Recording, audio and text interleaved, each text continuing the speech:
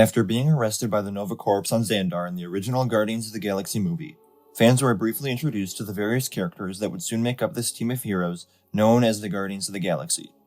Although the incident that lands all of these characters in prison is the first time they all meet each other, two of them, Rocket, Raccoon, and Groot, were already working together when we're introduced to them as they try to collect the bounty on Peter Quill's head. This trilogy of films did a lot to flesh out the backstory of all of these characters. Guardians 1 dealt a bit with Drax and his family. Guardians 2 dealt with Peter and his parents, as well as a bit of the sisterhood between Gamora and Nebula, and Guardians 3 did a lot to fill fans in on Rocket's backstory, like how he was created by the High Evolutionary and then escaped his lab. But one detail that never made it into the movies was how Rocket and Groot first met each other. Despite the close, emotional connection between them throughout the films, we never learned much about their relationship before we met them in the first Guardians movie. But, in responding to a tweet, James Gunn, the writer and director of the Guardians of the Galaxy films, explained what the original plan was for how these two characters met each other. This was in response to a tweet from a user who questioned who Tibia Slark was. The character was listed as an associate of Groot's, along with 89P13, aka Rocket, when the characters are all being processed after being arrested on Xandar. The character name was included as a bit of an Easter egg, but was never built upon throughout the rest of the trilogy.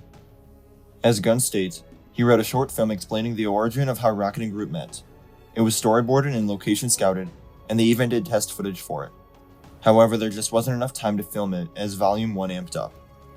In the story, Tibia Slark, Rocket, and Groot were all imprisoned in a deep well in the ground. Tibius was on the verge of dying, and he explained to Rocket he had been caring for Groot for years. He was a former zookeeper in a dirty galactic-sized zoo. He explained that he had saved Groot, who was on an exhibit there, and that Groot was a loyal friend. He asked Rocket to please take care of him, and then he died. As he died, Rocket looked down in the dark cell and noticed he was a robot. The lower part of his body was smashed open and mechanical. The guards above ground heard something rumbling, and they turned and saw Rocket and Groot bursting up from the ground, Rocket on Groot's shoulder, and in Rocket's hand was a machine gun made from Tibius' body. He shot all the guards and escaped, and they were together until they met the Guardians. Rocket and Groot's backstory was something I never felt needed to be elaborated on, and to be honest, I never noticed the inclusion of the name Tibia Slark in that one scene anyways. So for me, it doesn't mean all that much that this moment was never included in the first Guardians movie. But I'm sure it would have been an exciting and emotional moment, and it probably would have made Groot's sacrifice at the end of the film hit a lot harder.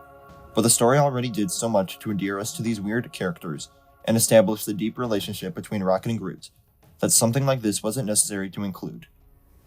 And just thinking off the top of my head, I can't think of a spot in the movie where a scene like this would have slid into perfectly. The original Guardians film remains one of my top MCU movies, and I think it's near perfect the way it is. So while the scene may have elevated it even further, I think it's enough to know that this moment exists near the MCU canon without being included in full. What do you think of this story? Would you have wanted it to be included in the movie? Let me know in the comments below. Remember to like the video and subscribe for more MCU related videos, and remember to follow me on Instagram, Twitter, and TikTok. Thank you all for watching, and remember, the Force will be with you. Always.